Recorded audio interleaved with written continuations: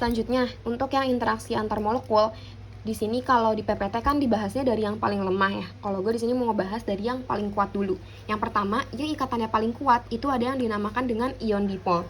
Apa sih sebenarnya ion dipol? Ion dipol itu kayak tarikan antar molekul, tapi ketika ada molekul yang memiliki ion. Di sini misalnya natrium.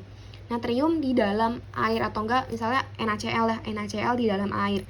Kan pasti dia akan terini jadi Na plus sama Cl min kan.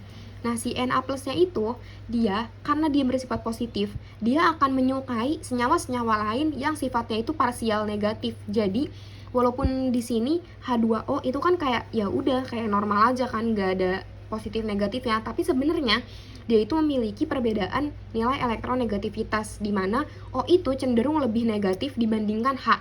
Makanya oksigen itu lebih dekat ke Na dibandingkan hidrogen karena Na ini bersifat positif, dia akan menyukai senyawa lain yang memiliki parsial negatif.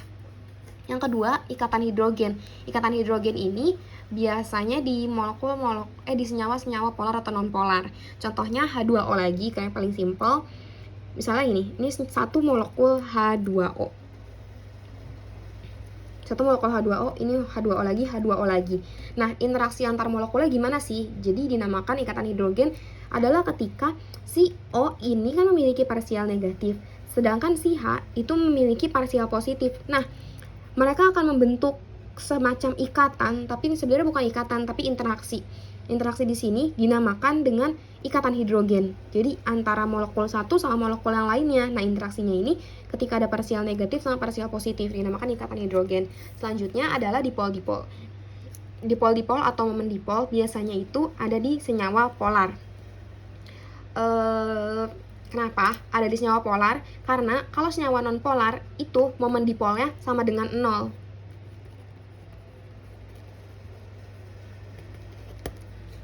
Contohnya nih, ini senyawa non-polar. Gue nggak nyontohin yang polar deh, ini non-polar juga soalnya. Intinya kalau dipol-dipol tuh kayak sebuah kutub yang dimiliki oleh suatu molekul. Contohnya di sini nih, C. Dia itu akan lebih menarik elektron ke kawasan C. Kenapa di sini dikatakan momen dipolnya 0? Kan dia senyawa non-polar ya.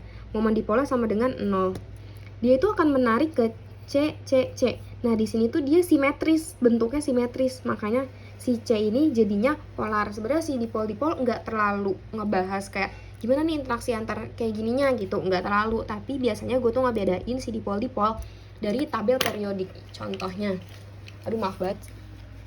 Misalnya gini, kayak tadi misalnya lu bikin momen dipol itu bakal ada nilainya ketika di tabel periodiknya itu jauh banget.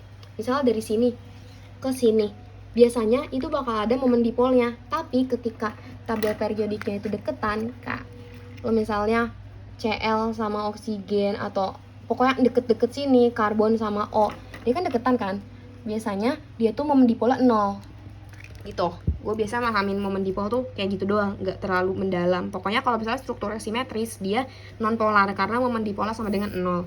Nah, yang terakhir yang sangat lemah atau benar-benar cuma bersifat sementara, itu ada gaya dispersi atau gaya London. Dia itu benar-benar bersifat sementara tergantung pasangan atau molekul yang di sampingnya itu kayak bagaimana. Contohnya misalnya pada kondisi nyatanya atom itu elektronnya tuh menyebar dan protonnya juga menyebar gitu. Maksudnya nggak benar-benar terpusat di satu tempat gitu loh.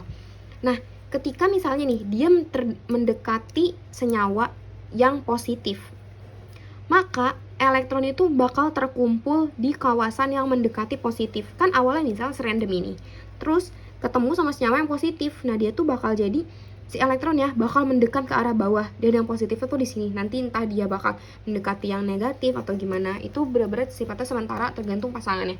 Udah gitu, intinya kayak lo harus bisa pahamin perbedaan ikatan kimia sama interaksi. Kalau ikatan itu kan tadi antara satu atom sama atom yang lainnya, sedangkan kalau interaksi itu antar molekul. Udah gitu, selesai.